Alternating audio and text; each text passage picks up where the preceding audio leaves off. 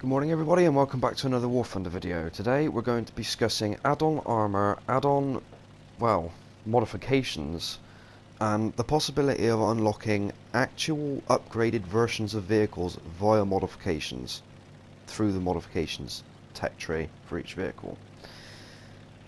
I can't take credit for actually finding this topic as fascinating as I currently do, nor for getting some of the opinions I currently hold. That honour goes to Tiger Frost. After his recent developer Q&A video that he does them occasionally where he reads questions people send to Gaijin and then reads the answers and then gives his opinion on them. Something I find quite interesting to watch. It's a good way of keeping up with what's going on and what's going through the developers' minds.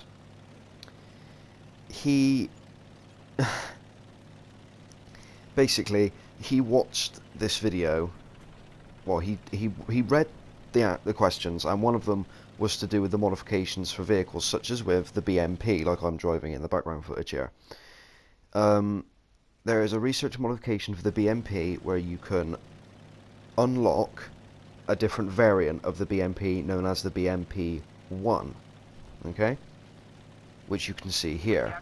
I apologise, this screenshot won't be on the screen for long. I was going to try and attempt to get it to pop up in the corner of the video, but I couldn't figure out a way of doing it, so unfortunately I'm having to work my way around it. Anyway, the BMP-1 is one such an example, and currently the only vehicle in the game where this can actually happen. However, there is something of a concern that you may be able to do this with other vehicles in the game, mostly Russian vehicles which were upgraded throughout their period of service. The T-55A, which we can see here in the War Thunder hangar, as well as the T-64, and also the last but not least the T-62 as well. So what's the problem with this modification system? Well, it's not so much that it's a problem, it's more a case of, is this blurring the line a little bit too much toward the game becoming like World of Tanks? This is one of the concerns that Tiger Frost raised, and in a way I do share the same concern. One of the things that differentiates War Thunder from World of Tanks is that you don't have to upgrade your vehicles, as in unlocking new weapons for them. You just upgrade tracks, the ability to repair, the ability to put out fires, which, by the way, I still maintain those two abilities should be on the vehicle from the get-go. You shouldn't have to research it. But I digress on that one. It's a popular opinion that there's a good chance that it may blur the line a little bit too much, and though I share this opinion to a certain degree, I'm also not as concerned as I may be coming across as. The thing is, War Thunder and World of Tanks are like chalk and cheese. They're nothing alike. The only likeness that they share is the fact that you can drive ground forces vehicles in them. The graphics are completely different, the game looks completely different, the gameplay is completely different, the mechanics are different. You know, it's nowhere near as arcadey, although it still is arcadey in certain aspects, especially if you play arcade mode, as the name would suggest. But the game itself isn't like World of Tanks. However, as I said, this modifications idea does blur the line, and the only reason this came up at all was because one of the questions was referring to adding in certain modifications for certain vehicles that are near tier 5, such as the T-62, the T-55A and the T-64 to a lesser extent, so that they become more competitive. One of the examples of this is the T-64BV, which there is actually, or there was, I don't know if it's still up or not. There was a mission that you could do on the Folder Gap map where you're driving a T-64BV. The model is in the game, but obviously it's not in the actual tech tree yet. And as well as several modifications of the T-55, such as the T-55AM2B, which had turret brow armor, a laser rangefinder over the main gun, rubber side skirts, and thicker frontal hull armor than the T-55A. Of course, not all of those things are actually going to be useful. Laser rangefinders are modelled in the game, but they're not physically modelled, if that makes any sense. You know that they do their job, but you don't physically know that it's a laser rangefinder doing it. As far as you're concerned, you hit the rangefinder button, you get the range, you shoot at the target. So, yeah, this is a somewhat difficult, situation, I think, because I would like to see these variants of the tanks in game. Although, again, there is another argument that they should just be straight up upgrades, like researchable tanks, rather than just an upgrade for the vehicle.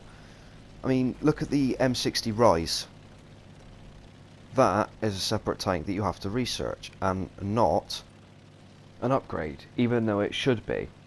So there's this argument that we can't have upgradable packages for tanks that basically turn them into a new version, because then it's going to be too much like World of Tanks. And then there's this other argument that having to research an entire other tank for the sake of having some ERA plating is a little bit over the top. Of course, each to their own. Everybody's gonna, look at this in a different way, and that's perfectly fine. The BMP's upgrade, though, what is it like? Well, I haven't unlocked it yet. Schooter has. The anti-tank missile is now laser guided rather than wire guided, which for some reason means that you no longer have to fire it while standing still.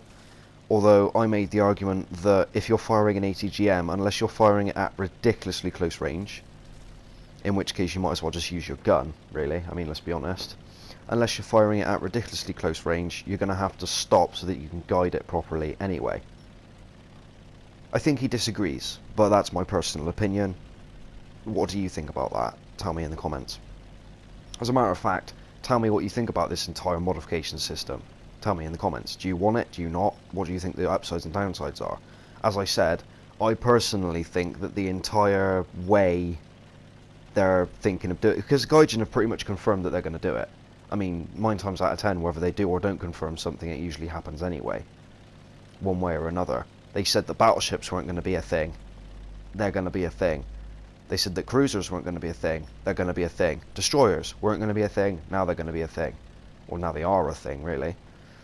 So never take their word when they tell you that they are or aren't going to do something, because chances are they will.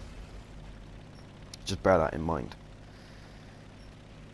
So, to sum up, what are my opinions on this whole thing? Personally, I would like to see the T64BV in the game, and any other versions of the T55 and the T62, although where I draw the line is if you have to move the BR up as a result of the modification, then it should no longer be a modification, it should be a straight up researchable tank. That's my opinion. That is how it worked with the M60 Rise. That is how it should work in the future.